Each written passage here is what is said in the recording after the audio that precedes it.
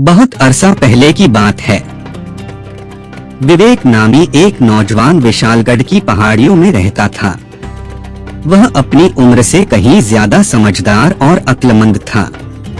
लोगों की उलझने सुलझाना, मुश्किल समस्याओं का हल निकालना और नासमझों को सही राह दिखाना उसका मामूल था।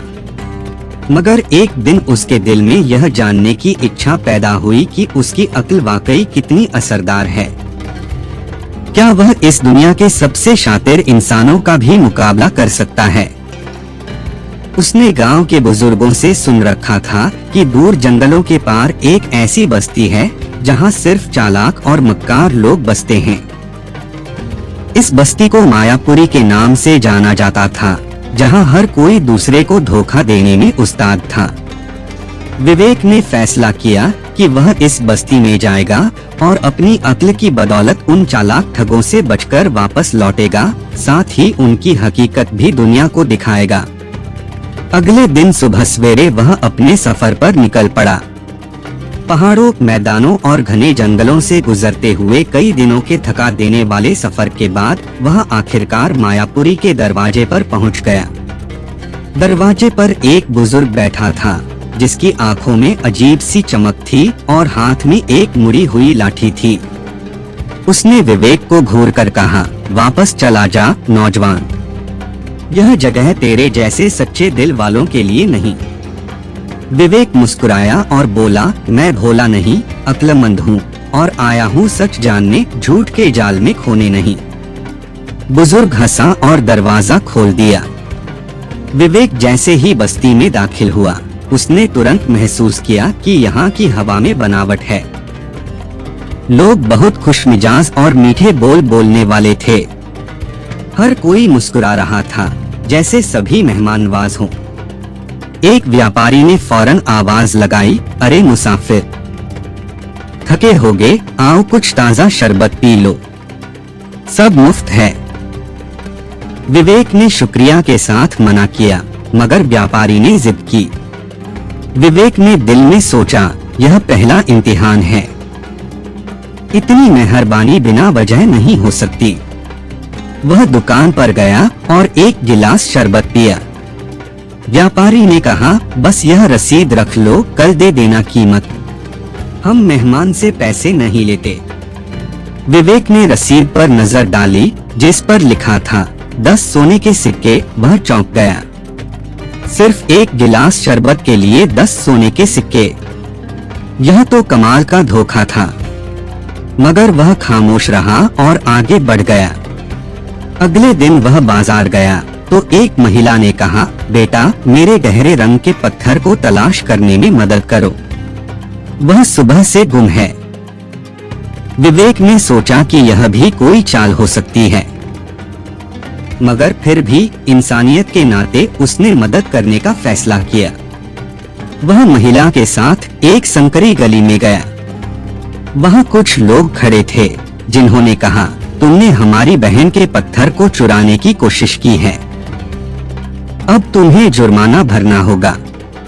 विवेक हंसा और बोला, सबूत दिखाओ, सिर्फ इल्जाम काफी नहीं। वह लोग हैरत से उसे देखने लगे, क्योंकि पहली बार किसी ने उनकी बात को काटकर सबूत मांगा था। विवेक की आंखें चमकने लगी। उसे समझ आ गया था कि यह बस्ती सिर्फ धोखा देने वालों की नहीं, बल्कि झूठे किस्से सुनाने वालों की भी थी। हर घटना एक जाल था, हर जुमला एक चाल। बस्ती में अब उसकी शोहरत फैल चुकी थी। लोग उसे अक्ल वाला मुसाफिर कहने लगे थे। कुछ उससे बचने लगे तो कुछ उसे आजमाइश समझकर ललकारने लगे। एक दिन उसे बस्ती के रईस के बड़े मकान में दावत दी गई। रईस ने कहा, मुसाफिर, तुमने हमारे लोगों को आईना दिखाया है, हम चाहते हैं तुम हमारे साथी बन जाओ। हम तुम्हें इज्जत, दौलत और ताकत देंगे। विवेक ने नरमी से, पहला इम्तिहान अंधेरे में सच पहचानना। उसे एक कमरे में भेजा गया जहां 5 आदमी बैठे थे। हर एक ने कहा कि वह सच्चा है और बाकी झूठे हैं। विवेक ने सिर्फ आवाज के लहजे सांस की रफ्तार और सवालों के तुरंत जवाब देने के अंदाज से पता लगा लिया कि सच कौन बोल रहा है। उसने सही आदमी को चुन लिया। दूसरा इम्तिहान, लालच का जाल। उसके सामने खजाने के ढेर लगाए गए और कहा गया कि वह सिर्फ एक चीज उठा सकता है। विवेक ने खजाने को नजरअंदाज किया और एक पुरानी डायरी उठाई जिस पर बस्ती के असली कानून और धोखे के तरीके लिखे थे। उसका चुनाव सही साबित हुआ। तीसरा इम्तिहान, झूठ को सच बनाना। उसे एक झूठ बोलकर बस्ती के लोगों को कायल करने के लिए कहा गया। विवेक ने सबके सामने खड़े होकर कहा, मैंने तुम्हें अब तक जो कुछ भी बताया वह सब झूठ था। मैं तुम्हें धोखा देने आया था, न कि सच्चाई दिखाने। लोग हैरान हुए। वह बोला, और अगर तुम यह मान लो तो साबित हो जाएगा कि तुम सच और झूठ में फर्क नहीं कर सकते, क्योंकि तुम सिर्फ उस बात पर यकीन करते हो जो तुम्हारे फायदे की हो या जिससे तुम्हारी आदतें न बदलें। मजमा खामोश हो गया। रईस ने ऐलान किया, तुम कामयाब रहे। तुमने हमें आईना दिखाया। उस रात रईस ने विवेक को रोकने की साजिश रची, क्योंकि उसका वापस जाना बस्ती के राज को खोल देता। अगले दिन बस्ती में तनाव था।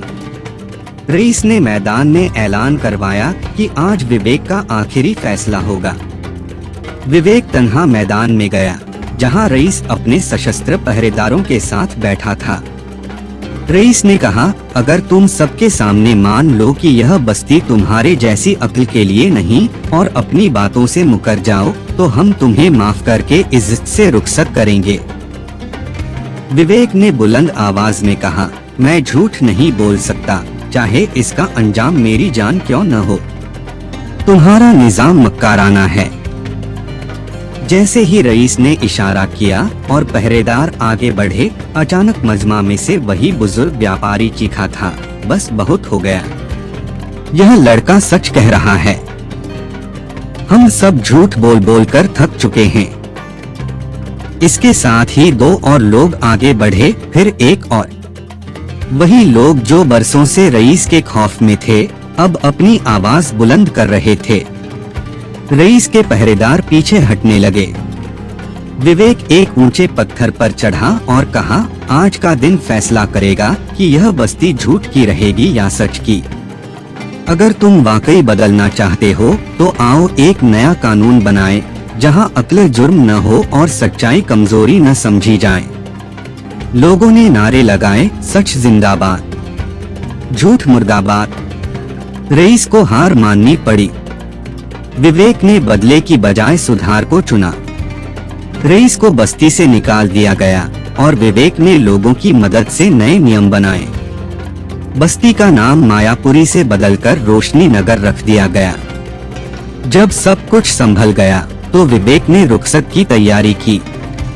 लोग उसे रोकना चाहते थे, मगर वह बोला, मेरा काम सच फैलाना है और अभी कई बस्तियां बाकी हैं जहां झूठ के अंधेरे छाए हुए हैं। जाते हुए एक छोटा बच्चा दौड़ता हुआ आया और बोला, अच्छे इंसान, तुम फिर आओगे ना? विवेक ने मुस्कुराकर जवाब दिया, जब भी तुम्हें सच्चाई की जरूरत होगी तुम मुझे अपने अंदर पाओगे। और वह पहाड़ों की तरफ रवाना हो गया।